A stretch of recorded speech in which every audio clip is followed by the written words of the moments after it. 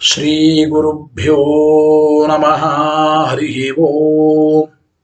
ಶುದ್ಧಾನಂದೋರು ಸಂವಿದ್ವಿತಿ ಬಲಬಹುಲೋದಾರ್ಯ ವೀರ್ಯಾದಿದೇಹಂ ಚಿಂತಾ ಸಂತಾಪಲೇಪೋದ್ಭವ ಮೃತಿಮುಖರಾಶೇಷದೋಷಾತಿ ದೂರಂ ಸದ್ಭಿರ್ವೈರಾಗ್ಯ ಭಕ್ತಿ ಶ್ರುತಿಮತಿ ನಿಯತ ಧ್ಯಾನ ಯೋಗಾತ್ ಗಮ್ಯಂ ವಂದೇ ಮುಕುಂದಾಭಿಧಮಮರಮಲಂ ಬ್ರಹ್ಮ ವೇದಾಂತ ವೇದ್ಯಂ ಯಾಂಚಾಮಂದರಲೋಲಿತಾದ್ಯತ ಬುಧೈದ್ವಿದ್ಯೇಂದಿರಾ ನಿರ್ಜರೈಃ ಜಾತೋ ಭಾರತ ಪಾರಿಜಾತ ಸುತರು ಸತ್ಬ್ರಹ್ಮ ಸೂತ್ರಾಮೃತಂ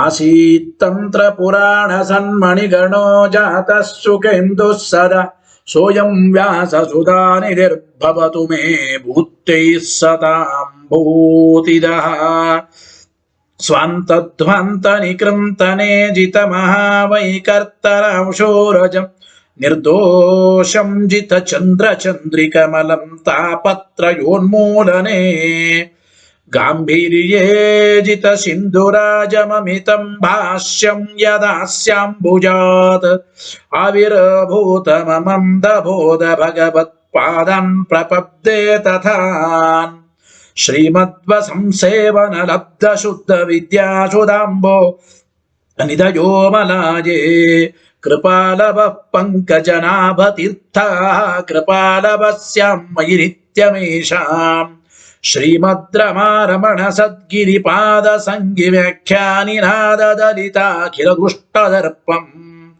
ದುರ್ವಾದಿವಾರಣ ವಿದಾರಣ ದಕ್ಷ ದೀಕ್ಷಂ ಅಕ್ಷೋಭ್ಯ ತೀರ್ಥ ಮೃಗರಾಜಮಹಂ ನಮಾಮಿ. ಅಥ ತತ್ಕೃಪಯಾ ಬ್ರಹ್ಮಸೂತ್ರ ಭಾಷ್ಯಂ ಯಥಾಮತಿ ವ್ಯಾಕುರ್ವೇ ಶ್ರೀಮದಾನಂದ ತೀರ್ಥಾರ್ಯ ಮುಖ ನಿಶ್ರುತಂ ಗಂಗಾ ಸಂಗೇನ ನೈರ್ಮಲ್ಯಂ ರತ್ಯಾದ್ಭಿರ್ಲಭ್ಯತೆ ಯಥಾ ವಾಚೋ ವಿಶುದ್ಧಿ ಸಿದ್ಧ್ಯರ್ಥಂ ಸಂಗಮ್ಯಂತೆ ಗುರೋರ್ಗಿರಃ ಅಥ ಅವಿದ್ಯಾಪಟಲಪಿಹಿತನಯನೈಃ ಅನ್ಯೈಃ ಅನ್ಯಥಾ ವ್ಯಾಖ್ಯಾತಾನಿ ಬ್ರಹ್ಮಸೂತ್ರಾಣಿ ಯಥಾವದ್ ವ್ಯಾಚಿಖ್ಯಾಸೋ ಭಗವಾನಾಚಾರ್ಯವರ್ಯಃ ಪಾರೀಪ್ಸಿತ ಭಾಷ್ಯಸ್ಯ ಕೈವಲ್ಯಾಬ್ಧ್ಯಖಿಲ ಫಲ ಸಾಧನತಾದಿ ಸಿದ್ಧ್ಯರ್ಥಂ ನಿರಂತರಾಯ ಪರಿಸಮಾಪ್ತ್ಯಾದ್ಯರ್ಥಂಚ ನಾರಾಯಣ ನಮಸ್ಕಾರಂ ಗ್ರಥಯತೆ ಗ್ರಂಥಾರಂಭಂಚ ಪ್ರತಿಜಾನೀತೆ ನಾರಾಯಣಮಿತಿ. ನಾರಾಯಣಂ ಗುಣೈಃ ಸರ್ವೈಃ ಉದೀರಣಂ ದೋಷವರ್ಜಿತಂ ಜ್ಞೇಯಂ ಗಮ್ಯಂ ಗುಣೋಶ್ಚಾಪಿ ನತ್ವಾ ಸೂತ್ರಾರ್ಥ ಉಚ್ಯತೆ. ಓಂ ಓಂ ಅಥಾತೋ ಬ್ರಹ್ಮ ಜಿಜ್ಞಾಸಾ ಓಂ ಶ್ರುತಿ ಕ್ಷೀರಾಬ್ಧಿ ಮಾಮಥ್ಯ ಧೀಮಂಧರಮಹೀಭೃತ ಪ್ರಾಪ್ತ ನ್ಯಾಯಸುಧಾಯೇನ ತಂ ಜಯೀಂದ್ರಮಹಂ ಭಜೆ ಬುಧೈರಪಿ ಸುದುರ್ಬೋಧೆ ಗ್ರಂಥೇ ಯನ್ಮಮ ಸಾಹಸಂ ತತ್ಪಾರಯಂತು ನಿಪುಣಾಃ ಗುರುಪಾದರಜಕ್ಕಣಾಃ ಲೌಕಿಕ ಫಲಂ ದಕ್ಷಣಾಮೃತದೋಹಿನಿಂ ಗುರುವನುಗ್ರಹ ರೂಪಾಂ ತಾಂ ಕಾಮಧೇನುಮುಪಾಸ್ಮಯೇ. ಮದ್ವೋಕ್ತಿರ್ದ್ವಿನದಿ ಜಯಾರ್ಯ ಶುಭವಾಕ್ ಸೂರ್ಯಾತ್ಮಜಾ ಸಂಗಮೆ ವ್ಯಾಖ್ಯಾ ಸ್ನಾನಮಹೋ ವಿಧಾಯ ಹರೆ ಪ್ರಾಪ್ಯ ಪ್ರಸಾದಂ ಪರಂ ಪ್ರಾಪುರ್ಯೇ ಕೃತಕೃತ್ಯತಾಂ ಗತಮಲಾ ವಿದ್ಯಾದಿರಾಜಾದಯೋ ಯೋಗೀಶಾ ಕೃಪಯಂತು ತೇ ಜಯ ಮುನೇರ್ಭವಸ್ಯ ಬೋಧಾಯ ಮೇ ಸುಖೇನ ಶಾಂತ್ಯಾದಿಷು ವಾङ्मयेषु ವ್ಯಾಸೇನ ಧೈರ್ಯಂ ಬುಧಿನೋಪಮೇಯಂ ಮನೋಜಜಿತ್ಯ ಮನಸಾಂ ನೇಪಥ್ಯ ರಘುತ್ತಮಾಖ್ಯಂ ಸ್ವಗುರುಂ ನಮಾಮಿ. ನದಗ್ಧಂ ಯಸ್ಯ ಕೌಪೀನಂ ಅಗ್ನೋ ದತ್ತಮಪಿ ಸ್ಫುಟಂ ವೇದೋ ವ್ಯಾಸ ಗುರುಂ ನೌಮಿ ಶ್ರೀವೇದೇಶ ನಮಸ್ಕೃತಂ. ಸತ್ಯನಾಥ ಗುರು ಪಾತು ಯೋಧೀರೋ ನವಚಂದ್ರಿಕ ನವಾಮೃತ ಗದಾ ತೀರ್ಥ ತಾಂಡವಾನಿ ವ್ಯಚೀಕೃಪತ ಆರೂಢ ಸಹಸಾ ಯತೀಂದ್ರ ಪದವೀಂ ಗತ್ವಾ ಚ ವಾರಾಣಸಿ ತತ್ರತ್ಯಾನ್ ಕುಮತ ಪ್ರಚಾರ ನಿರತಾನದ್ವೈತ ದಿಗ್ಧಂತಿನಃ. ಪ್ರೌಢಾರ್ಥೇ ವಚನೆ ಸುಯುಕ್ತಿ ಖಚಿತೆ ಸಂಭೀಷಯನ್ಮೋದಯನ್ ಸತ್ಯಧ್ಯಾನ ಸುಖೇ ಸರಿ ವಿಜಯತೆ ಪಾದಾಸಿತ ಶ್ರೀಪತೆ ಪ್ರಾವೋಚದ್ಯೋತಿಕಂ ನ್ಯಾಯ ಸುಧಾವಾಕ್ಯಾರ್ಥ ಚಂದ್ರಿಕಾ ಸತ್ಯ ಪ್ರಜ್ಞ ಗುರುರ್ದದ್ಯಾತ್ ಪ್ರಜ್ಞಾಂ ವೈದಾಂತಿಕಿಂ ಸದಾ ಬಂಧುಸ್ತ್ವಂ ಗುರುರಿಷ್ಟ ದೈವತಮಿತಿ ತ್ವತ್ಪಾದ ಪಂಕೇರುಹಂ ಪ್ರಾಪ್ತಂ ಮಾಂ ಪರಿಪಾಲಯೇತಿ ಸತತಂ ಯಾಚೇ ನಿಬದ್ಧಾಂಜಲಿ ಚಿತ್ತಂ ಮದ್ಗುಣ ದೋಷ ಚಿಂತನ ವಿದೋ ನೂನಂ ಮನಾಕ್ಮಾಕೃತಾ ಸತ್ಯಾಭಿಜ್ಞ ಗುರೋಸ್ತ್ವದಂಗ್ರಿಯುಗಲಂ ಹಿತ್ವಾ ನಮೇ ಸದ್ಗತಿ ಸತ್ಯಾಭಿಕ್ತ ಕರಾಬ್ಜೋತ್ಥಾನ್ ಪಂಚಾಶದ್ವರ್ಷ ಪೂಜಕಾನ್ ಸತ್ಯ ಪ್ರಮೋದ ತೀರ್ಥಾರ್ಯಾನ್ ನೌಮಿನ್ಯಾಯ ಸುಧಾರಥ ವೇಶ ಮುನಿ ಸತ್ಪಾದ ಸೇವಾ ಸಂಪ್ರಾಪ್ತ ವೈಭವಾನ್ ಯಾದವಾರ್ಯಾನ್ ವರಸುಧಾಟಿಕಾಕಾರಾನ್ ವಯಂ ನುಮಃ ಪೃಥ್ವೀ ಮಂಡಲ ಮಧ್ಯಸ್ಥಾ ಪೂರ್ಣಬೋಧ ಮತಾನುಗಾ ವೈಷ್ಣವಾ ವಿಷ್ಣು ಹೃದಯ ತಾನ್ನಮಸ್ಸೆ ಗುರುನ್ಮಮ ರಾಮಶಬ್ದಾರ್ಥ ಭಕ್ತಾರಂ ಗಾಯತ್ರ್ಯರ್ಥಂಚ ಸಾಧಕಂ ಮಠಾಧಿಪೈರಮಾನಿತಂಚ ಸತ್ಯಾತ್ಮಾನಂ ಯತಿಂ ಭಜೆ ಸ್ವಸ್ತ್ಯಸ್ತು ಸತಾಮಖಿಲ ಸನ್ಮಂಗಲಾನಿ ಭವಂತು ಶ್ರೀ ಗುರುಭ್ಯೋ ನಮಃ ಹರಿ ಓಂ.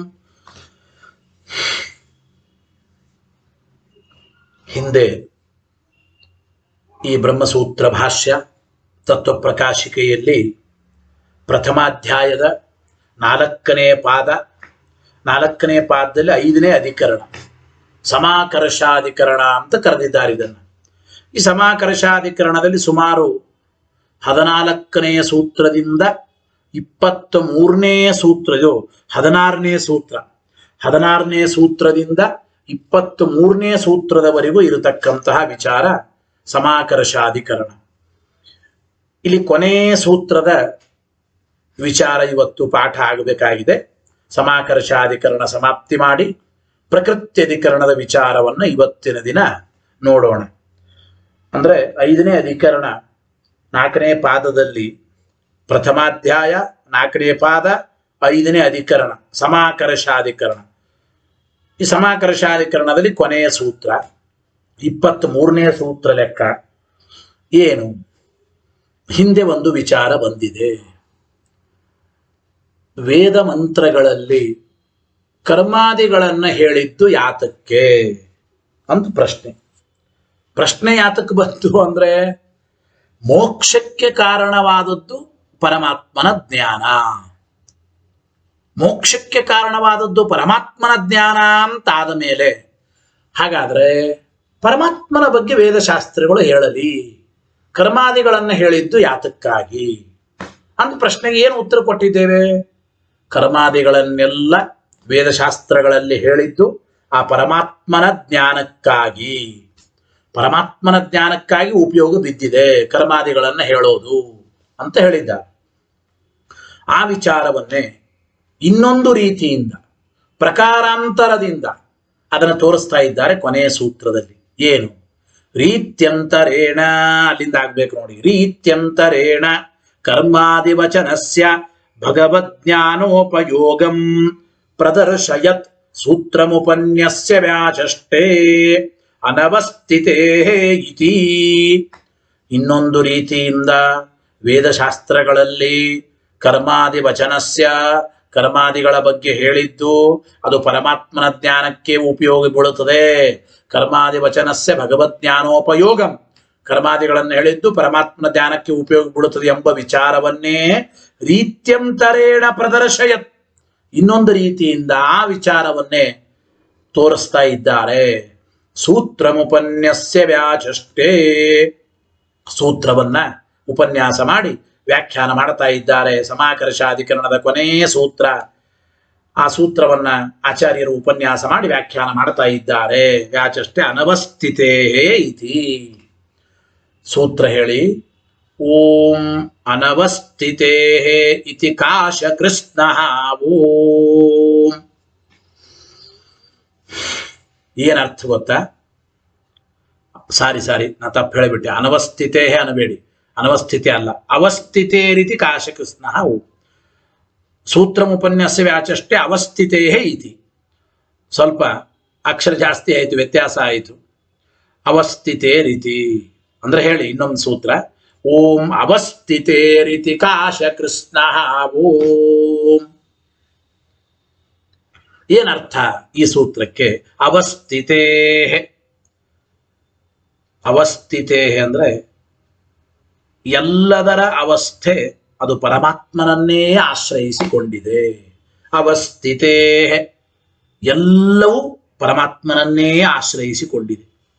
ಇತಿ ಇದನ್ನೇ ಹೇಳೋದಕ್ಕಾಗೇನೆ ಸಕಲವೂ ಭಗವದಧೀನ, ಎಲ್ಲವೂ ಪರಮಾತ್ಮನನ್ನೇ ಆಶ್ರಯಿಸಿಕೊಂಡಿದೆ ಎಂಬ ವಿಚಾರವನ್ನು ಹೇಳೋದಕ್ಕಾಗಿ ಕರ್ಮಾದಿಗಳ ವಚನ ಅಂದ್ರೆ ಕರ್ಮಾದಿಗಳನ್ನ ವೇದಶಾಸ್ತ್ರಗಳಲ್ಲಿ ಹೇಳಿದ್ದಾರೆ ಅಂತ ಹೇಳ್ತಾ ಇದ್ದಾರೆ. ಯಾರು?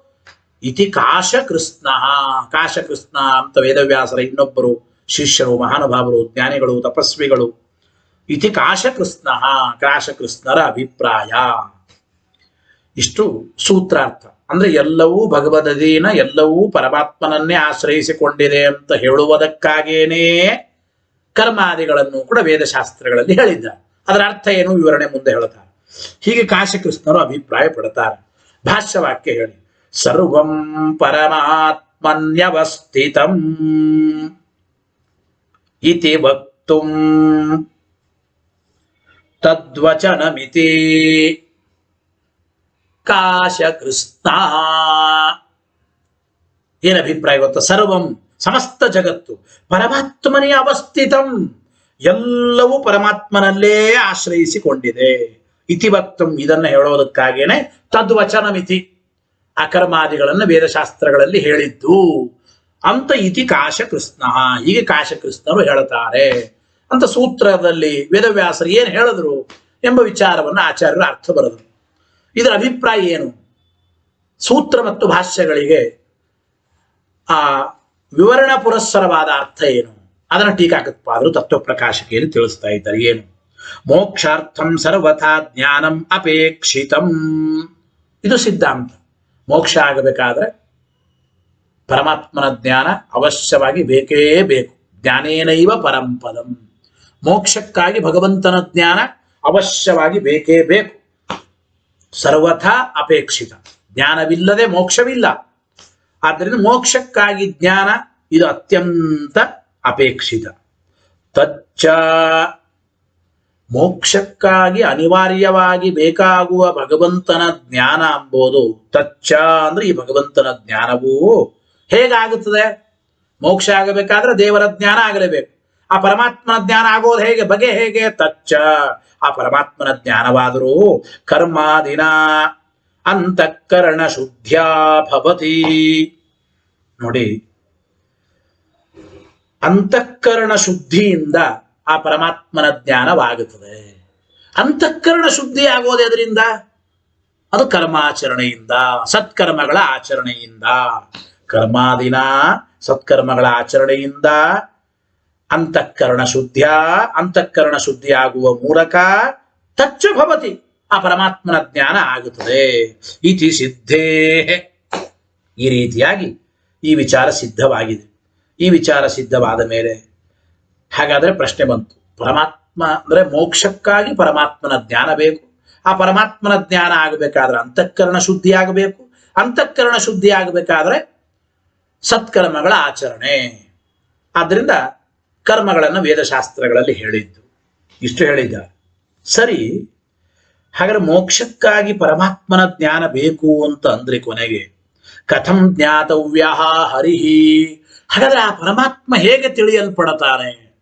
ಪರಮಾತ್ಮನನ್ನ ತಿಳಿಯುವ ಬಗೆ ಹೇಗೆ ಅಂತ ಪ್ರಶ್ನೆ ಬಂದ್ರೆ, ಕಥಂ ಜ್ಞಾತವ್ಯ ಹರಿಹಿ, ಆ ಪರಮಾತ್ಮನನ್ನ ತಿಳಿಯುವ ಬಗೆ ಹೇಗೆ? ಇತ್ಯಾಕಾಂಕ್ಷಾಯ.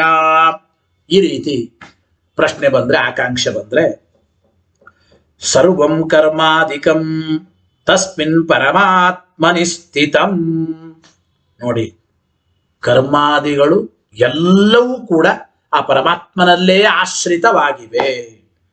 ಕರ್ಮಾದಿ ಸಕಲ ಪದಾರ್ಥಗಳು ಕೂಡ ಪರಮಾತ್ಮನನ್ನೇ ಆಶ್ರಯಿಸಿವೆ. ಅಂದ್ರೆ ಸರ್ವಂ ಕರ್ಮಾದಿಕಂ ತಸ್ಮಿನ್ ಪರಮಾತ್ಮನಿ ಸ್ಥಿತಂ ಅವಸ್ಥಿತೇ. ಅವಸ್ಥಿತೆ ಎಂಬುದಕ್ಕೆ ಸರ್ವಂ ಪರಮಾತ್ಮನಿ ಅವಸ್ಥಿತಂ ಭಾಷ್ಯದಲ್ಲಿ ಆಚಾರ್ಯ ಬರೆದಿದ್ದಾರೆ. ಅದರ ಅರ್ಥವನ್ನು ಟೀಕಾರಾಯರಿಗೆ ಹೇಳ್ತಾರೆ. ಎಲ್ಲ ಕರ್ಮಾದಿಗಳು ಕೂಡ ಪರಮಾತ್ಮನನ್ನೇ ಆಶ್ರಯಿಸಿಕೊಂಡಿವೆ. ಹಾಗಾದ್ರೆ ಸಹ ಆ ಪರಮಾತ್ಮನಾದರೂ ಸರ್ವಾಧಾರತ್ವಾದಿ ರೂಪೇಣ ಜ್ಞಾತವ್ಯ. ಕರ್ಮಾದಿ ಎಲ್ಲವೂ ಪರಮಾತ್ಮನನ್ನೇ ಆಶ್ರಯಿಸಿಕೊಂಡಿವೆ ಅಂತಂದ ಮೇಲೆ ಹಾಗಾದ್ರೆ ದೇವರನ್ನು ಹೇಗೆ ತಿಳಿಯಬೇಕ್ರಿ? ದೇವರನ್ನ ತಿಳಿಯೋದು ಹೇಗೆ ಅಂದ್ರೆ ಆ ಭಗವಂತ ಸರ್ವಾಧಾರನಾಗಿದ್ದಾನೆ ಅಂತ ತಿಳಿಯಬೇಕು. ಸಹ ಸರ್ವಾಧಾರತ್ವಾದಿ ರೂಪೇಣ ಜ್ಞಾತವ್ಯ. ಆ ಪರಮಾತ್ಮ ಸರ್ವಾಧಾರನಾಗಿದ್ದಾನೆ. ಸರ್ವಾಧಾರತ್ವಾದಿ ರೂಪೇಣ ಪರಮಾತ್ಮ ಜ್ಞಾತವ್ಯನಾಗಿದ್ದಾನೆ, ತಿಳಿಯಲ್ಪಡಬೇಕು ಅಂತ ಅಭಿಪ್ರಾಯ. ಎಲ್ಲಿ ಹೇಳಿದ್ದಾರೆ? ಯಾವ ಪ್ರಮಾಣದಲ್ಲಿ ಇದು?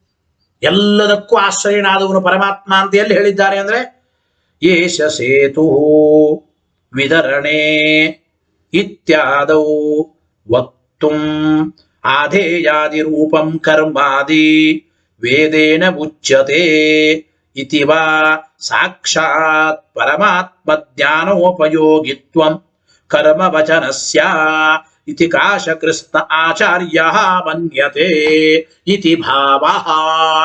ಟೀಕಾಕೃತ್ಪಾದರು ವಿವರಣೆಯನ್ನು ಬರೀತಾ ಇದ್ದಾರೆ. ನೋಡಿ, ಏಷ ಸೇತು ವಿದರಣೆ ಎಂಬ ಮಾತನ್ನು ಹೇಳ್ತಾ ಇದ್ದಾರೆ. ಶ್ರುತಿಯಲ್ಲಿ ಈ ಎಲ್ಲ ಕರ್ಮಾದಿಗಳಿಗೂ ಆಶ್ರಯ ಅದು ಪರಮಾತ್ಮ. ಪರಮಾತ್ಮ ಆಧಾರ, ಕರ್ಮಾದಿಗಳು ಆಧೇಯ. ಆಧೇಯ ಅಂದ್ರೆ ಆಶ್ರಿತವಾದವುಗಳು. ಪರಮಾತ್ಮ ಕರ್ಮಾದಿ ಎಲ್ಲವುಗಳಿಗೂ ಆಧಾರ. ಏಷ ಸೇತು ವಿದರಣ. ಈ ಶ್ರುತಿ ವಾಕ್ಯದಲ್ಲೇನೆ ಆಧೇಯಾದಿ ರೂಪವಾದ ಕರ್ಮಾದಿಗಳನ್ನ ವೇದಗಳು ತಿಳಿಸಿಕೊಡ್ತಾ ಇವೆ. ಅಂದ್ರೆ ಪರಮಾತ್ಮ ಎಲ್ಲ ಕರ್ಮಾದಿಗಳಿಗೆ ಆಧಾರನಾದವನು. ಆ ಪರಮಾತ್ಮನಲ್ಲಿ ಆಧೇಯವಾಗಿ ಆಶ್ರಿತವಾಗಿ ಇದ್ದವುಗಳು ಅವು ಕರ್ಮಾದಿಗಳು ಅಂತ ವೇದಗಳಲ್ಲಿ ಹೇಳ್ತಾ ಇದ್ದಾರೆ.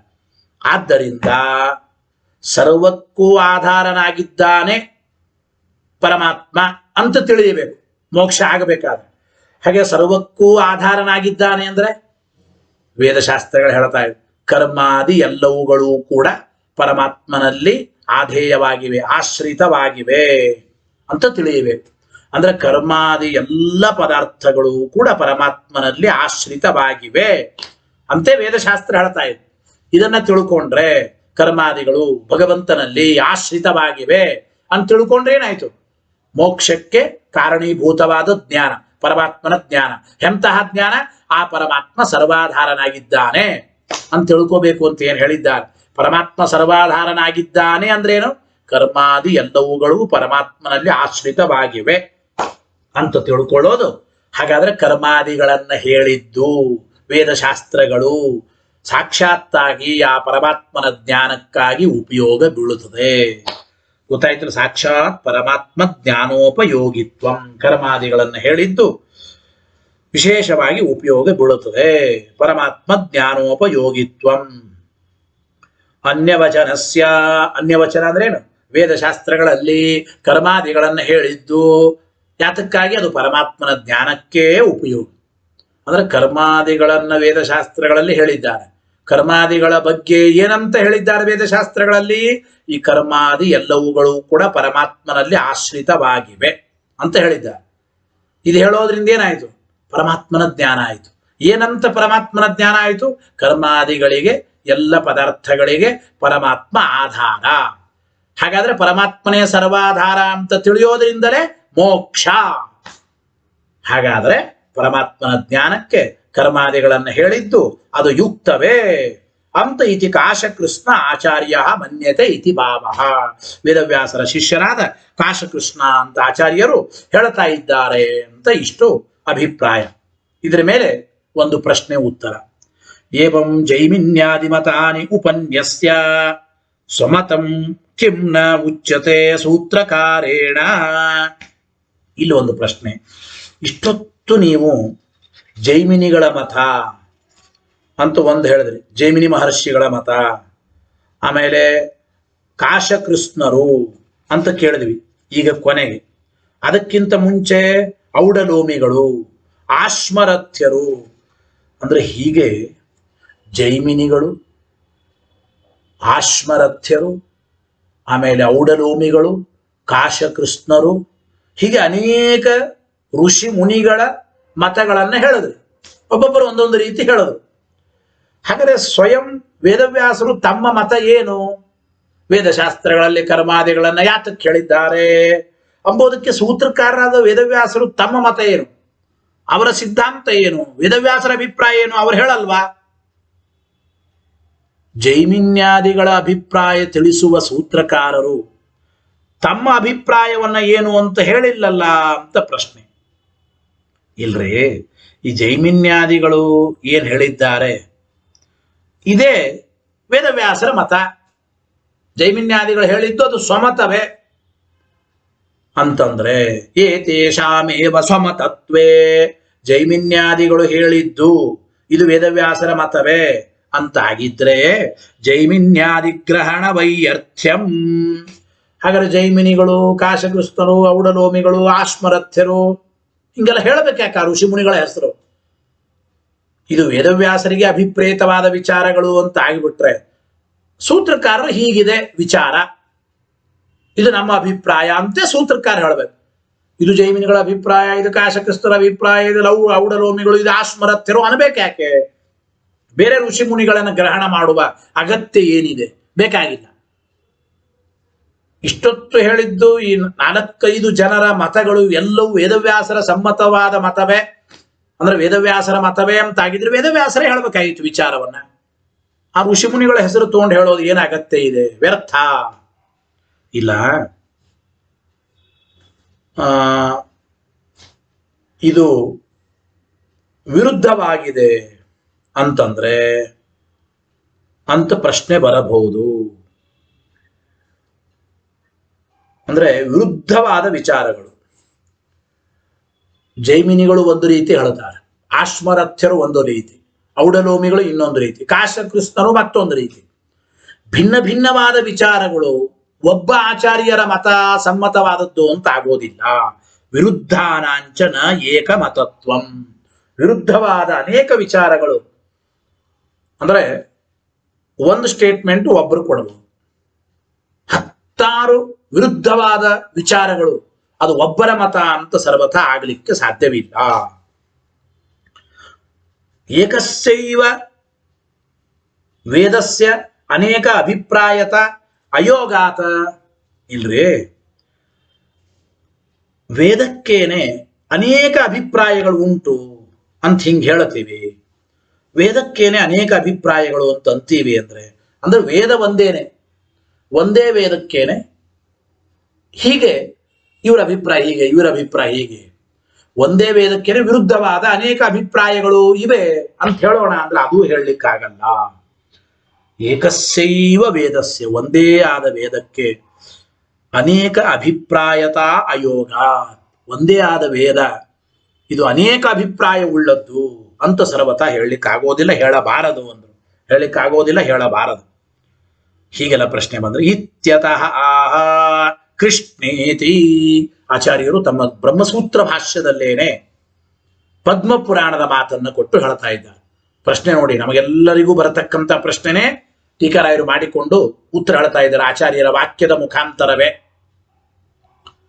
ಅಂದ್ರೆ ಅನೇಕ ಕೆಲವು ಅಧಿಕರಣಗಳಲ್ಲಿ, ಅನೇಕ ಈ ಬ್ರಹ್ಮಸೂತ್ರಗಳ ವಿಚಾರದಲ್ಲಿ ಅನೇಕ ಋಷಿ ಮುನಿಗಳ ಹೆಸರು ಹೇಳಿ ಇವರು ಹಿಂಗೆ, ಇವ್ರದ್ದು ಹೀಗೆ, ಇವ್ರದ್ದು ಹೀಗೆ ಅಭಿಪ್ರಾಯ ಅಂತ ವೇದವ್ಯಾಸರು ಹೇಳ್ತಾ ಹೋಗ್ತಾರೆ. ಆ ಎಲ್ಲ ಋಷಿ ಮುನಿಗಳ ಅಭಿಪ್ರಾಯ ವೇದವ್ಯಾಸರಿಗೆ ಸಮ್ಮತವೇ ಅಂತಾಗಿದ್ರೆ ಅವರ ಹೆಸರು ಯಾಕೆ ತಗೋಬೇಕು? ವೇದವ್ಯಾಸರು ಹೀಗೆ ಅಭಿಪ್ರಾಯ ಅಂತ ತಾವೇ ಹೇಳ್ಬೋದು. ಅಥವಾ ಅದು ವೇದವ್ಯಾಸರಿಗೆ ಸಮ್ಮತ ಅಲ್ಲ, ಅವರವರ ಅಭಿಪ್ರಾಯ ಬೇರೆ ಬೇರೆ ಅಂದ್ರೆ ವಿರುದ್ಧವಾದ ಅನೇಕ ಅಭಿಪ್ರಾಯಗಳು ಒಂದೇ ವೇದದ ಅರ್ಥ ಅಂತ ಹೇಳಲಿಕ್ಕಾಗಲ್ಲ ಅಂದ್ರು. ಹಾಗಾದ್ರೆ ಏನು ಅಭಿಪ್ರಾಯ? ಒಬ್ಬೊಬ್ಬ ಋಷಿಗಳು ಒಂದೊಂದು ರೀತಿ ಹೇಳ್ತಾರಲ್ಲ, ಇದು ವೇದವ್ಯಾಸರಿಗೆ ಸಮ್ಮತವೋ ಸಮ್ಮತವಲ್ಲವೋ? ಹಿಂಗೆಲ್ಲ ಪ್ರಶ್ನೆ ಬಂದ್ರೆ ಪದ್ಮಪುರಾಣದ ಮಾತನ್ನ ಕೊಟ್ಟು ಆಚಾರ್ಯರು ಹೇಳಿದ್ದಾರೆ ಭಾಷ್ಯದಲ್ಲಿ. ಭಾಷ್ಯವಾಕ್ಯ ಹೇಳಿ, ಕೃಷ್ಣದ್ವೈಪಾಯನ ಮತಾತ ಏಕದೇಶವಿದ ಪರೇ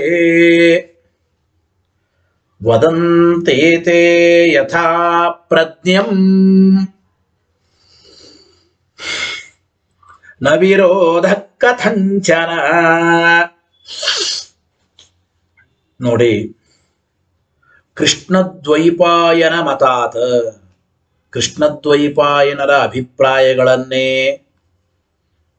ಪರೇ ಬೇರೆಯವರು ಏಕದೇಶಂ ವಿದುಹು, ಏಕದೇಶಂ ವಿದುಹು, ಏಕದೇಶ ವಿಧ ಪರೆ, ಇತರರು ಬೇರೆಯವರಲ್ಲ.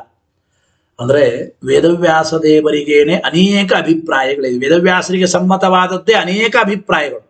ಒಬ್ಬೊಬ್ಬರು ಒಂದೊಂದು ಅಭಿಪ್ರಾಯವನ್ನ ತಿಳಿದಿದ್ದಾರೆ, ಇಷ್ಟೇ ಅರ್ಥ. ಅದಕ್ಕೆ ಅನೇಕ ಅಭಿಪ್ರಾಯಗಳು ವಿರುದ್ಧವಾದ ಅಭಿಪ್ರಾಯಗಳು ಅಂತ ಅರ್ಥ ಅಲ್ಲ.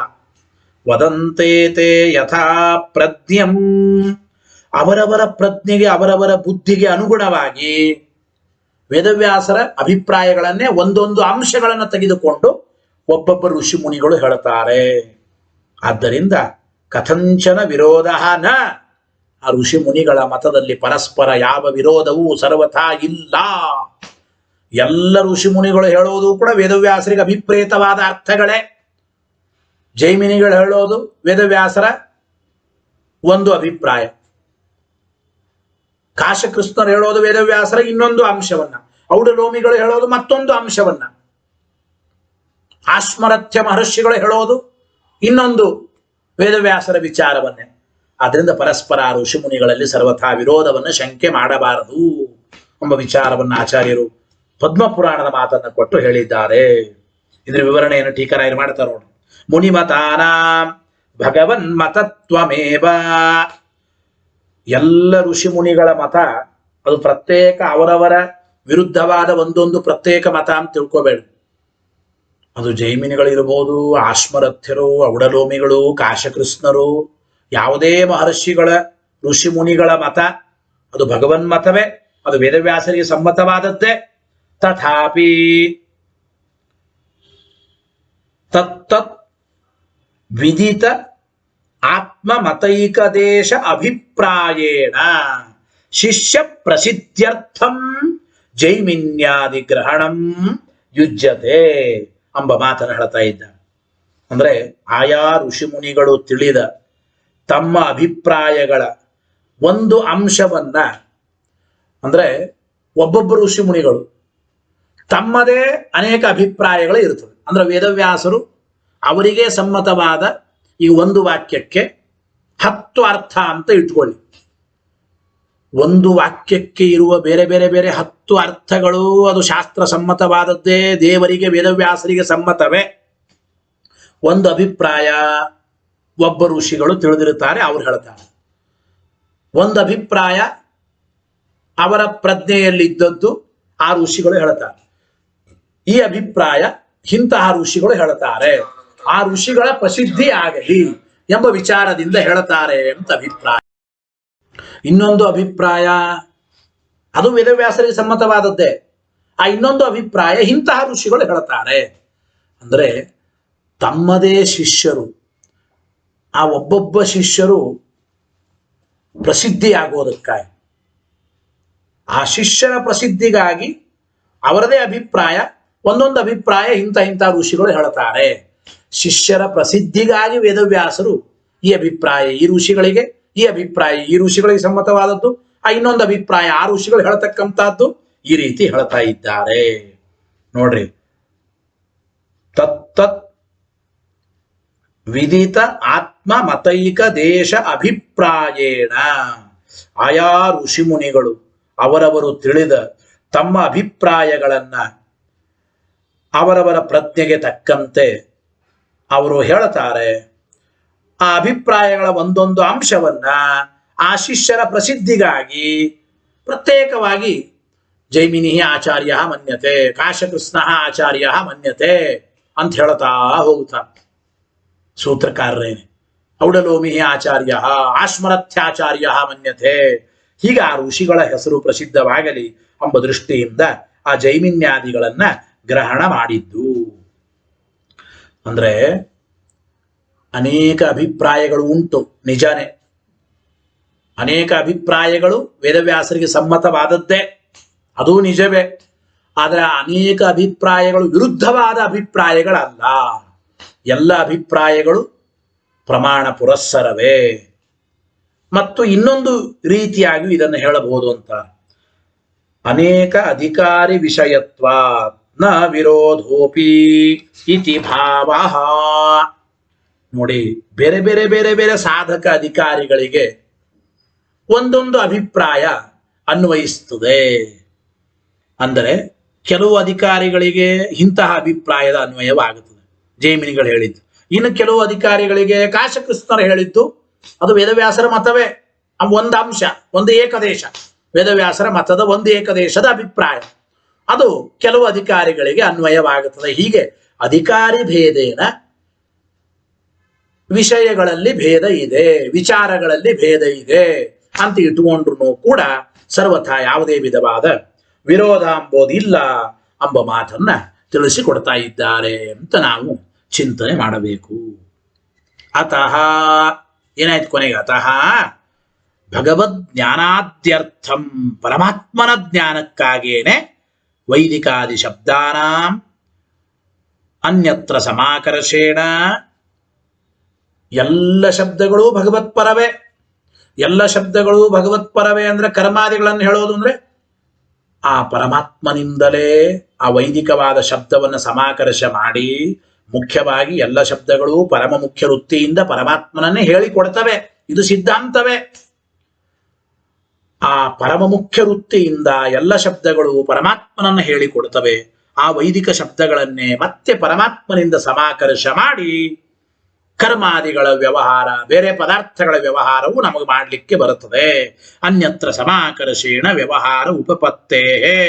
ಆದ್ದರಿಂದ ಯುಕ್ತಂ ಹರೇಃ ಸಕಲ ಶಬ್ದ ಪರಮ ಮುಖ್ಯಾರ್ಥತ್ವ, ಪರಮಾತ್ಮ ಎಲ್ಲ ಶಬ್ದಗಳ ಪರಮ ಮುಖ್ಯಾರ್ಥ ಎಂಬ ವಿಚಾರ ಅತ್ಯಂತ ಯುಕ್ತವಾದದ್ದು. ಇತಿ ಸಿದ್ಧಂ, ಈ ರೀತಿ ಸಮಾಕರ್ಷಾಧಿಕರಣ, ಸಕಲ ಶಬ್ದ ವಾಚ್ಯನಾದವನು ಪರಮಾತ್ಮ, ಎಲ್ಲ ಶಬ್ದಗಳು ಭಗವಂತನನ್ನೇ ಹೇಳಿಕೊಡ್ತವೆ. ಹಾಗಾದ್ರೆ ಬೇರೆ ಪದಾರ್ಥಗಳ ವ್ಯವಹಾರ ಮಾಡೋದು ಹೇಗೆ ಅಂತಂದ್ರೆ, ಆ ಎಲ್ಲ ಶಬ್ದಗಳು ಪರಮಾತ್ಮನನ್ನು ಹೇಳಿಕೊಡ್ತಾ ಇದ್ರು, ಆ ಪರಮಾತ್ಮನಿಂದ ಸ್ವಲ್ಪ ಆ ಶಬ್ದಗಳನ್ನು ಸಮಾಕರ್ಷ ಮಾಡಿ ಮುಖ್ಯ ವೃತ್ತಿಯಿಂದ, ಕೆಲವು ಅಮುಖ್ಯ ವೃತ್ತಿಯಿಂದ ಬೇರೆ ಪದಾರ್ಥಗಳನ್ನು ಶಬ್ದಗಳು ಹೇಳಿಕೊಡ್ತವೆ. ಪರಮ ಮುಖ್ಯ ವೃತ್ತಿಯಿಂದ ಪರಮಾತ್ಮನ ಹೇಳಿಕೊಡ್ತವೆ ಎಂಬ ವ್ಯವಸ್ಥೆಯನ್ನ ನಾವು ಮಾಡ್ಕೋಬೇಕು ಎಂಬ ಅಭಿಪ್ರಾಯವನ್ನ ತಿಳಿಸಿಕೊಡ್ತಾ ಇದ್ದಾರೆ. ಈ ರೀತಿ ಸಮಾಕರ್ಷಾಧಿಕರಣವನ್ನ ಹರಿವಾಯು ಗುರುಗಳ ಪಾದಾರವಿಂದಕ್ಕೆ ಸಮರ್ಪಣೆ ಮಾಡೋಣ. ಹರಯೇ ನಮಃ. ಶ್ರೀಕೃಷ್ಣಾರ್ಪಣಮಸ್ತು. ಮುಂದಿನ ಈ ಪ್ರಥಮಾಧ್ಯಾಯದ 4ನೇ ಪಾದದ ಕೊನೆಯ 2 ಅಧಿಕರಣ 6, 7, ಒಟ್ಟು ಪ್ರಥಮಾಧ್ಯಾಯದ 4ನೇ ಪಾದದಲ್ಲಿ 7 ಅಧಿಕರಣಗಳಿವೆ. ಇಲ್ಲಿಯವರೆಗೂ 5 ಅಧಿಕರಣಗಳ ಪಾಠ ಆಗಿದೆ. ಈಗ 6ನೇ ಅಧಿಕರಣ ಮತ್ತು 7ನೇ ಅಧಿಕರಣದ ವಿಚಾರ ಮುಂದೆ ನೋಡೋಣ. 6ನೇ ಅಧಿಕರಣ ಪ್ರಕೃತ್ಯಧಿಕರಣ ಅಂತ ಕರೀತಾ ಇದ್ದಾರೆ. ನ್ಯಾಯಸುಧೆಯಲ್ಲಿ ವಿಸ್ತಾರವಾಗಿ ಇದರ ಬಗ್ಗೆ ವಿಚಾರವನ್ನ ಅಲ್ಲಿ ಅಂದ್ರೆ ತಿಳಿಸಿಕೊಟ್ಟಿದ್ದಾರೆ. ಪ್ರಕೃತ್ಯಧಿಕರಣದ ಇಲ್ಲಿ ಸ್ವಲ್ಪ ಸಂಕ್ಷೇಪವಾಗಿ ಹೇಳ್ತಾ ಇದ್ದಾರೆ. ಮುಂದಿನ ಅಧಿಕರಣ ಇಲ್ಲಿ ಏತೇನ ಸರ್ವೇ ವ್ಯಾಖ್ಯಾತಾಧಿಕರಣ ಅಂತ ಕರೀತಾ ಇದ್ದಾರೆ. ಸೂತ್ರ ಅಂದ್ರೆ 7ನೇ ಅಧಿಕರಣ. ಓಂ ಏತೇನ ಸರ್ವೇ ವ್ಯಾಖ್ಯಾತಾಹ ಓಂ ಅಂತದಲ್ಲೂ ಅದಕ್ಕೆ ಆ ಸೂತ್ರಕ್ಕನುಸಾರವಾಗಿ ಏತೇನ ಸರ್ವ ವ್ಯಾಖ್ಯಾತಾಧಿಕರಣ ಅಂತ 7ನೇ ಅಧಿಕರಣ ಇರಲಿ, ಅದು 7ನೇ ಅಧಿಕರಣ. ಇವತ್ತಿನಿಂದ ಮತ್ತೆ ಈ ಪ್ರಕೃತ್ಯಧಿಕರಣದ ವಿಚಾರವನ್ನು ನೋಡೋಣ. ನ್ಯಾಯಸುಧೆಯಲ್ಲಿ ಕಠಿಣವಾದ ಒಂದು ಅಧಿಕರಣ ಪ್ರಕೃತ್ಯಧಿಕರಣ ಬರತಕ್ಕಂಥದ್ದು. ಇಲ್ಲಿ ಸಂಕ್ಷೇಪವಾಗಿ ಸ್ವಲ್ಪ ವಿಚಾರವನ್ನು ಹೇಳ್ತಾರೆ. ಏನಪ್ಪ ಅಂದ್ರೆ 4ನೇ ಅಧಿಕರಣದಲ್ಲಿ ಅಂದ್ರೆ ಇದು ಏನಂತಾರೆ 4ನೇ ಪಾದ, ಪ್ರಥಮಾಧ್ಯಾಯದ 4ನೇ ಪಾದ. 4ನೇ ಪಾದದಲ್ಲಿ ಅನ್ಯತ್ರೈವ ಪ್ರಸಿದ್ಧವಾದ ಶಬ್ದಗಳ ಸಮನ್ವಯ ನಡೆದಿದೆ. ಪ್ರಕೃತ್ಯಧಿಕರಣದಲ್ಲಿ ಅಂತೂ ಬಹಳ ಮಹತ್ವಪೂರ್ಣವಾದ ಅನ್ಯತ್ರೈವ ಪ್ರಸಿದ್ಧವಾದ ಶಬ್ದಗಳ ಸಮನ್ವಯದ ಒಂದು ಬಗೆಯನ್ನು ತಿಳಿಸಿಕೊಡ್ತಾರೆ. ಪ್ರಕೃತಿ, ಸ್ತ್ರೀ, ಅದಿತಿ ಹೀಗೆಲ್ಲ ಇದೆ. ಇವೆಲ್ಲ ಸ್ತ್ರೀವಾಚಕವಾದ ಶಬ್ದಗಳು. ಪ್ರಕೃತಿ ಮೊದಲಾದ ಸ್ತ್ರೀವಾಚಕವಾದ ಶಬ್ದಗಳು ಅನ್ಯತ್ರೈವ ಪ್ರಸಿದ್ಧ. ಈ ಪ್ರಕೃತಿ ಮೊದಲಾದ ಸ್ತ್ರೀವಾಚಕವಾದ ಶಬ್ದಗಳಿಂದ ಪರಮಾತ್ಮ ಹೇಗೆ ವಾಚ್ಯ ಅಂತ ಪ್ರಶ್ನೆ ಬಂದರೆ ಅದಕ್ಕೆ ಬಹಳ ಚೆನ್ನಾಗಿ ಪ್ರಕೃತ್ಯಧಿಕರಣದಲ್ಲಿ ಆಚಾರ್ಯರು ಸಮನ್ವಯ ಮಾಡಿ ತೋರಿಸ್ತಾ ಇದ್ದಾರೆ. ನೋಡಿ, ಅತ್ರ ಸ್ತ್ರೀಲಿಂಗತ್ವಲಿಂಗೇನ ಅನ್ಯತ್ರೈವ ಪ್ರಸಿದ್ಧಾನಾಂ ಸ್ತ್ರೀ ಶಬ್ದಾನಾಂ ಪರಮಾತ್ಮನಿ ಸಮನ್ವಯ ಪ್ರತಿಪಾದನಾತ್ ಅಸ್ತಿ ಶಾಸ್ತ್ರಾದಿ ಸಂಗತಿ. ಇಲ್ಲಿ ಪ್ರಕೃತ್ಯಾದಿ ಶಬ್ದಗಳು ಅನ್ಯತ್ರೈವ ಪ್ರಸಿದ್ಧ ಅಂದ್ರೆ ಸ್ತ್ರೀ ಶಬ್ದಗಳು, ಸ್ತ್ರೀವಾಚಕವಾದ ಶಬ್ದಗಳು. ಇವ್ಯಾಕೆ ಅನ್ಯತ್ರೈವ ಪ್ರಸಿದ್ಧ ಅಂದ್ರೆ ಸ್ತ್ರೀಲಿಂಗತ್ವ ಎಂಬ ಲಿಂಗ ಇದೆ. ಅಂದ್ರೆ ಸ್ತ್ರೀಲಿಂಗತ್ವ ಎಂಬ ಲಿಂಗದ ಬಲದಿಂದ, ಸ್ತ್ರೀಲಿಂಗತ್ವ ಎಂಬ ಲಿಂಗ ಇರೋದ್ರಿಂದ ಅತ್ಯಂತ ಅನ್ಯತ್ರೈವ ಏವಕಾರಕ್ಕೆ ಮಹತ್ವ ಕೊಡಬೇಕು. ಸ್ತ್ರೀಲಿಂಗತ್ವ ಎಂಬ ಲಿಂಗ ಇರೋದರಿಂದ ಅನ್ಯತ್ರೈವ ಪ್ರಸಿದ್ಧವಾದ ಶಬ್ದಗಳು, ಸ್ತ್ರೀ ಮೊದಲಾದ ಶಬ್ದಗಳು, ಪ್ರಕೃತಿ ಮೊದಲಾದ ಶಬ್ದಗಳು, ಅಂತಹ ಸ್ತ್ರೀ ಶಬ್ದಗಳನ್ನ ಪರಮಾತ್ಮನಲ್ಲಿ ಸಮನ್ವಯವನ್ನ ಮಾಡ್ತಾ ಇದ್ದೇವೆ. ಸ್ತ್ರೀ ಶಬ್ದಾನ ಪರಮಾತ್ಮನಿ ಸಮನ್ವಯ ಪ್ರತಿಪಾದನಾತ ಅಸ್ತಿ ಶಾಸ್ತ್ರಾದಿ ಸಂಗತಿ. ಶಾಸ್ತ್ರ ಸಂಗತಿ, ಅಧ್ಯಾಯ ಸಂಗತಿ, ಪಾದ ಸಂಗತಿ, ಅಧಿಕರಣ ಸಂಗತಿ ಎಲ್ಲವೂ ಬರ್ತವೆ.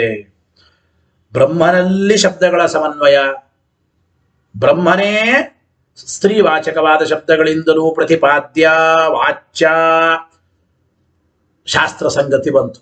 ಬ್ರಹ್ಮನಲ್ಲಿ ಸಮನ್ವಯ ಮಾಡೋದ್ರಿಂದ ಪ್ರಥಮಾಧ್ಯಾಯ ಸಮನ್ವಯ ಅಧ್ಯಾಯದ ಸಂಗತಿ, ಪ್ರಥಮಾಧ್ಯಾಯದ 4ನೇ ಪಾದ ಅನ್ಯತ್ರೈವ ಪ್ರಸಿದ್ಧ ಶಬ್ದಗಳ ಸಮನ್ವಯ, ಸ್ತ್ರೀ ಮೊದಲಾದ ಶಬ್ದಗಳ ಸಮನ್ವಯ, 4ನೇ ಪಾದದ ಸಂಗತಿಯೂ ಬಂತು.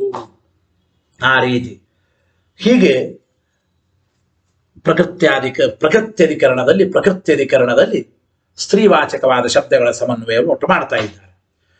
ಏನು ನೋಡಿ, ಅವತರಣಿಕೆಯನ್ನು ಟೀಕಾಪಾದರು ಕೊಡ್ತಾ ಇದ್ದಾರೆ. ಸಮನ್ವಯ ಸೂತ್ರೇ ಸರ್ವಶಬ್ದಾನಾಂ ಭಗವತ್ ಪರತ್ವ ಮುಕ್ತಂ ಓಂ ತತ್ವ ಸಮನ್ವಯಾತ್ ಓಂ ಎಂಬುವ ಸಮನ್ವಯ ಅಧಿಕರಣದಲ್ಲಿ ಸರ್ವ ಶಬ್ದಗಳು ಭಗವತ್ಪರನೇ, ಸರ್ವ ಶಬ್ದಗಳ ಸಮನ್ವಯ ಪರಮಾತ್ಮನಲ್ಲಿ ಆಗುತ್ತದೆ ಅಂತ ಹೇಳಿದ್ದ. ಹೌದು, ಸಮನ್ವಯ ಸೂತ್ರೇ ಓಂ ತತ್ವ ಸಮನ್ವಯಾತ್ ಓಂ ಎಂಬ ಸೂತ್ರದಲ್ಲಿ ಸರ್ವ ಶಬ್ದಗಳು ಭಗವತ್ಪರವಾಗಿವೆ ಅಂತ ಹೇಳಿದ್ದಾರೆ. ಸರ್ವ ಶಬ್ದಗಳ ಅಂತರ್ಗತವಾದದ್ದೇ ಪ್ರಕೃತ್ಯಾದಿ ಶಬ್ದ ಶ್ರೂಯಂತೆ. ಪ್ರಕೃತಿ, ಅದಿತಿ, ಸ್ತ್ರೀ ಹೀಗೆಲ್ಲ ಬರ್ತವೆ. ಎಲ್ಲ ಶಬ್ದಗಳ ಸಮನ್ವಯ ಪರಮಾತ್ಮನಲ್ಲಿ ಅಂತ ಪ್ರತಿಜ್ಞೆ ಮಾಡಿದ್ದಾರೆ. ಓಂ ತತ್ವ ಸಮನ್ವಯಾತ್ ಓಂ ಸಮನ್ವಯಾಧಿಕರಣದಲ್ಲಿ ಎಲ್ಲ ಶಬ್ದಗಳು ಅಂದ್ರೆ ಎಲ್ಲ ಶಬ್ದಗಳಲ್ಲಿ ಸೇರಿದ್ದೇನೆ. ಸ್ತ್ರೀ, ಪ್ರಕೃತಿ ಮೊದಲಾದ ಶಬ್ದಗಳು ಸರ್ವಾಂತರ್ಗತವಾಗಿವೆ. ಪ್ರಕೃತ್ಯಾದಿ ಶಬ್ದಗಳು ಕೂಡ ಸರ್ವ ಶಬ್ದಗಳಲ್ಲಿ ಪ್ರಕೃತ್ಯಾದಿ ಶಬ್ದಗಳು ಕೂಡ ಶ್ರುತವಾಗುತ್ತಾ ಇವೆ ಎಂಬುದು ಹೇಳಲ್ಪಡುತ್ತದೆ. ಶ್ರುತವಾಗುತ್ತಾ ಇದೆ ಹೇಗೆ? ಶ್ರುತಿಯಲ್ಲಿ ಹೇಳ್ತಾ ಇದೆ, ಏಷಾಖ್ಯೇವ ಪ್ರಕೃತಿ, ಇದನ್ನೇ ಪ್ರಕೃತಿ ಅನ್ನಬೇಕು ಅಂತ. ಇದು ವತ್ಸತ್ ಶ್ರುತಿ ಅಂತ ಕರೀತಾ ಇದ್ದಾರೆ. ಈ ಶ್ರುತಿಯನ್ನ ಭಾಷ್ಯಕಾರರು 3ನೇ ಅಧ್ಯಾಯ 3ನೇ ಪಾದ ಅಲ್ಲಿ ಹೇಳ್ತಾ ಇದ್ದಾರೆ ಭಾಷ್ಯದಲ್ಲಿ. ಸರ್ವಾಯತನ ಸರ್ವಕಾಲ ಸರ್ವೇಚ್ಛಾ ಸರ್ವಜ್ಞಾನ ಬದ್ಧಾ ಬಂಧಿಕಾ ಸೈಷಾ ಪ್ರಕೃತಿ ಅವಿಕೃತಿ. ಯಾವುದನ್ನ ಪ್ರಕೃತಿ ಅನ್ನಬೇಕು ಅಂದ್ರೆ ಸರ್ವಾಯತನ, ಎಲ್ಲದಕ್ಕೂ ಆಶ್ರಯವಾದದ್ದು. ಸರ್ವಕಾಲ, ಸರ್ವ ಇಚ್ಛಾ, ಸರ್ವಜ್ಞಾನಬದ್ಧವಾದ, ಎಲ್ಲದಕ್ಕೂ ಬಂಧಕವಾದ ಏನು ವಸ್ತು ಉಂಟೋ ಸೈಷಾ ಪ್ರಕೃತಿ, ಅದೇ ಪ್ರಕೃತಿ. ಸೈಷಾಖ್ಯೇವ ಪ್ರಕೃತಿ ಅವಿಕೃತಿ. ಈ ರೀತಿ ವತ್ಸಶ್ರುತಿಯಲ್ಲಿ ಪ್ರಕೃತಿ ಎಂಬ ಶಬ್ದ ಇದೆ.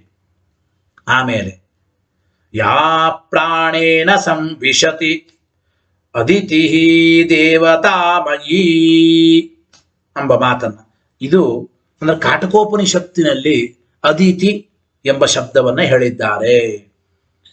ಯಾವಳು ಪ್ರಾಣೇನ ಸಂವಿಶತಿ, ಪ್ರಾಣನ ಜೊತೆಗೆ ಯಾವಳು ಪ್ರವೇಶ ಮಾಡ್ತಾಳೋ ದೇವತಾಮಯ್ಯಾದವಳು ಅದಿತಿ ಅಂತ ಕಾಟಕೋಪನಿಷತ್ತು ಇತ್ಯಾದಿ. ಈ ರೀತಿ ವತ್ಸಶ್ರುತಿ, ಕಾಟಕೋಪನಿಷತ್ತು, ಅನೇಕ ವೇದ ಮಂತ್ರಗಳಲ್ಲಿ ಪ್ರಕೃತಿ, ಸ್ತ್ರೀ, ಅದಿತಿ ಈ ರೀತಿಯ ಸ್ತ್ರೀವಾಚಕವಾದ ಶಬ್ದಗಳು ಇವೆ.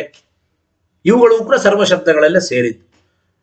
ಹಾಗಾದ್ರೆ ಈ ಸ್ತ್ರೀವಾಚಕವಾದ ಶಬ್ದಗಳು ಒಂದು ವೇಳೆ ತೇಷಾಂಚ ಅನ್ಯಪರತ್ವೇ, ತೇಷಾಂಚ ಅನ್ಯಪರತ್ವೇ, ಈ ಸ್ತ್ರೀವಾಚಕವಾದ ಶಬ್ದಗಳು ಪರಮಾತ್ಮನನ್ನ ಹೇಳಿಕೊಡಲ್ಲ, ಬೇರೆಯವರನ್ನ ಹೇಳಿಕೊಡ್ತವೆ. ಬೇರೆಯವರನ್ನ ಹೇಳಿಕೊಡ್ತವೆ ಅಂತಂದುಬಿಟ್ರೆ ನ ಸರ್ವಶಬ್ದ ಅಭಿಧೇಯತ್ವಂ, ಪರಮಾತ್ಮನಿಗೆ ಸರ್ವಶಬ್ದಾಭಿಧೇಯತ್ವ ಕೂಡೋದೇ ಇಲ್ಲ. ಪ್ರಕೃತಿ, ಸ್ತ್ರೀ, ಅದಿತಿ ಮೊದಲಾದ ಶಬ್ದಗಳು ಪರಮಾತ್ಮನನ್ನ ಹೇಳಿಕೊಡಲ್ಲ, ಬೇರೆ ವ್ಯಕ್ತಿಗಳನ್ನ ಹೇಳಿಕೊಡ್ತವೆ, ಬೇರೆ ಸ್ತ್ರೀಯರನ್ನ ಹೇಳಿಕೊಡ್ತವೆ ಅಂತಂದ್ರೆ ಹಾಗಾದ್ರೆ ಪರಮಾತ್ಮ ಸರ್ವಶಬ್ದ ವಾಚ್ಯ ಅಂಬೋದು ಹೋಗ್ಬಿಡ್ತು, ಸರ್ವಶಬ್ದ ವಾಚ್ಯತ್ವ ಭಂಗವಾಗುತ್ತದೆ. ಸರ್ವಶಬ್ದಾಭಿಧೇಯತ್ವಂ ಪರಮಾತ್ಮನಃ ನ ಸಿದ್ಧ್ಯತೆ. ಈ ಒಂದು ಸಂದರ್ಭಕ್ಕಾಗಿ ಇತ್ಯವಶ್ಯಂ ನಿರ್ಣೇಯತ. ಆದ್ದರಿಂದ ಅವಶ್ಯವಾಗಿ ನಾವು ಪ್ರಕೃತಿ ಮೊದಲಾದ ಶಬ್ದಗಳು ಕೂಡ ಪರಮಾತ್ಮನನ್ನೇ ಹೇಳಿಕೊಡ್ತವೆ ಅಂತ ನಾವು ನಿರ್ಣಯ ಮಾಡಬೇಕಾಗಿದೆ ಎಂಬ ವಿಚಾರವನ್ನ ಇಲ್ಲಿ ತಿಳಿಸಿಕೊಡ್ತಾ ಇದ್ದಾರೆ. ಹಾಗಾದ್ರೆ ಪ್ರಕೃತಿ ಮೊದಲಾದ ಶಬ್ದಗಳು ಕೂಡ ಹೇಗೆ ಪರಮಾತ್ಮನನ್ನೇ ತಿಳಿಸಿಕೊಡ್ತವೆ? ಇವು ಅನ್ಯತ್ರೈವ ಪ್ರಸಿದ್ಧವಾದ ಶಬ್ದಗಳಲ್ವಾ? ಹೌದು. ಅದು ಹೇಗೆ ಎಂಬ ವಿಚಾರವನ್ನೇ ಈ ಅಧಿಕರಣದಲ್ಲಿ ಹೇಳ್ತಾ ಇದ್ದಾರೆ ನೋಡಿ. ತತ್ ಪ್ರಕೃತ್ಯಾದಿ ಶಬ್ದ ವಾಚ್ಯಂ ವಿಷಯ, ಪ್ರಕೃತಿ ಮೊದಲಾದ ಸ್ತ್ರೀವಾಚಕವಾದ ಶಬ್ದಗಳಿಂದ ವಾಚ್ಯನಾದ ವ್ಯಕ್ತಿ ಯಾರು ಅಂಬೋದೇ ಈ ಪ್ರಕೃತ್ಯಧಿಕರಣದ ವಿಷಯ. ಗೊತ್ತಾಯ್ತು? ಪ್ರಕೃತ್ಯಾದಿ ಶಬ್ದ ವಾಚ್ಯನಾದ ವ್ಯಕ್ತಿ ಯಾರು? ಪ್ರಕೃತ್ಯಾದಿ ಶಬ್ದ ವಾಚ್ಯನಾದ ವ್ಯಕ್ತಿನೇ ಈ ಪ್ರಕೃತ್ಯಧಿಕರಣಕ್ಕೆ ವಿಷಯ. ಸಂದೇಹ ಏನಪ್ಪ? ಕಿಂ ವಿಷ್ಣು ಅನ್ಯದ್ವಾ ಇತಿ ಸಂದೇಹ. ಪ್ರಕೃತ್ಯಾದಿ ಶಬ್ದವಾಚ್ಯನಾದವನು ವಿಷ್ಣುವೋ ಅಥವಾ ಬೇರೆಯವರೋ ಅಂತ ಸಂದೇಹ. ಕಿಂ ವಿಷ್ಣು ಅನ್ಯದ್ವಾ ಇತಿ ಸಂದೇಹ, ವಿಷ್ಣುನೋ ಬೇರೆಯವರೋ ಅಂತ ಸಂದೇಹ ಬರ್ತಾ ಇದೆ. ಕಿಂ ವಿಷ್ಣು ಅನ್ಯದ್ವಾ ಇತಿ ಸಂದೇಹ, ಪ್ರಕೃತ್ಯಾದಿ ಶಬ್ದ ವಾಚ್ಯವಾದ ವ್ಯಕ್ತಿ ವಿಷ್ಣುನೋ ಅಥವಾ ಬೇರೆಯವರು. ಈ ಸಂದೇಹ ಯಾತಕ್ ಬಂತ್ರೆ? ಸಂದೇಹ ಯಾತಕ್ ಬಂತು ಅಂದ್ರೆ ನೋಡ್ರಿ, ಸಮನ್ವಯ ಸೂತ್ರ ಇದೆ. ವಿಷ್ಣು ಅಂತ ಯಾಕೆ ಸಂದೇಹ ಬಂತು ಅಂದ್ರೆ, ಓಂ ತತ್ವ ಸಮನ್ವಯ ಆತೋಂ ಎಂಬ ಸಮನ್ವಯ ಅಧಿಕರಣದಲ್ಲಿ ಸರ್ವಶಬ್ದ ವಾಚ್ಯನಾದವನು ವಿಷ್ಣುವೇ, ಪರಮಾತ್ಮನೇ ಅಂತ ಹೇಳಿದ್ದಾರೆ. ವಿಷ್ಣುವೇ ಸರ್ವಶಬ್ದ ವಾಚ್ಯ ಆದ್ಮೇಲೆ ಪ್ರಕೃತಿ, ಸ್ತ್ರೀ, ಅದಿತಿ ಮೊದಲಾದ ಶಬ್ದಗಳಿಂದಲೂ ವಿಷ್ಣುನೇ ವಾಚ್ಯನ ಹಾಗಾದ್ರೆ ಅಂತ ಸಂದೇಹ. ಬೇರೆಯವರು ಕೂಡ ಪ್ರಕೃತ್ಯಾದಿ ಶಬ್ದಗಳಿಂದ ವಾಚ್ಯರು ಅಂತ ಯಾತಕ್ಕೆ ಸಂದೇಹ ಬಂತು ಅಂದ್ರೆ, ಅನ್ಯತ್ರ ಪ್ರಸಿದ್ಧಿ. ಸ್ತ್ರೀಲಿಂಗತ್ವ ಎಂಬ ಲಿಂಗ ಇರೋದ್ರಿಂದ ಪ್ರಕೃತಿ, ಅದಿತಿ, ಸ್ತ್ರೀ ಮೊದಲಾದ ಶಬ್ದಗಳು ಅವು ಬೇರೆ ಪದಾರ್ಥಗಳನ್ನೇ ಹೇಳಿಕೊಡ್ತವೆ ಎಂಬುವ ಸಂದೇಹವೂ ಬಂದಿದೆ. ಆದ್ದರಿಂದ ಅನ್ಯತ್ರ ಪ್ರಸಿದ್ಧಿಯ ಸಂದೇಹ ಅಂದ್ರೆ ಅನ್ಯತ್ರ ಪ್ರಸಿದ್ಧಿ ಇರೋದ್ರಿಂದ ಬೇರೆಯವರನ್ನು ಈ ಪ್ರಕೃತಿ ಮೊದಲಾದ ಶಬ್ದಗಳು ಹೇಳಿಕೊಡ್ತವೋ, ಸಮನ್ವಯ ಸೂತ್ರ ಇರೋದ್ರಿಂದ ಪ್ರಕೃತಿ ಮೊದಲಾದ ಶಬ್ದಗಳು ವಿಷ್ಣುವಾಚಕವೋ, ಅನ್ಯತ್ರ ಪ್ರಸಿದ್ಧಿ ಇರೋದ್ರಿಂದ ಪ್ರಕೃತಿ ಮೊದಲಾದ ಶಬ್ದಗಳು ಬೇರೆ ಪದಾರ್ಥಗಳನ್ನ ಬೇರೆ ವ್ಯಕ್ತಿಗಳನ್ನ ಹೇಳಿಕೊಡ್ತವೋ ಅಂತ ಈ ರೀತಿ ಸಂದೇಹಕ್ಕೆ ಕಾರಣ ಸಂದೇಹ ಬೀಜ ಎಂಬುದನ್ನು ತಿಳಿಸಿಕೊಡ್ತಾ ಇದ್ದಾನೆ. ಮುಂದೆ ಪೂರ್ವ ಪಕ್ಷ ಏನು? ಪೂರ್ವ ಪಕ್ಷಿಗಳು ಪ್ರಕೃತ್ಯಾದಿ ಶಬ್ದಗಳು ಈ ವಿಷ್ಣುವಿನನ್ನು ಹೇಳಿಕೊಡಲ್ಲ ಅಂತ ಪೂರ್ವ ಪಕ್ಷ. ಸರ್ವಥಾ ಪ್ರಕೃತ್ಯಾದಿ ಶಬ್ದಗಳಿಂದ ವಿಷ್ಣುವಿನನ್ನು ಕರೀಲಿಕ್ಕಾಗಲ್ಲ, ವಿರೋಧ ಎಲ್ಲ ಬರುತ್ತದೆ ಅಂತ ಹೇಳ್ತಾರೆ.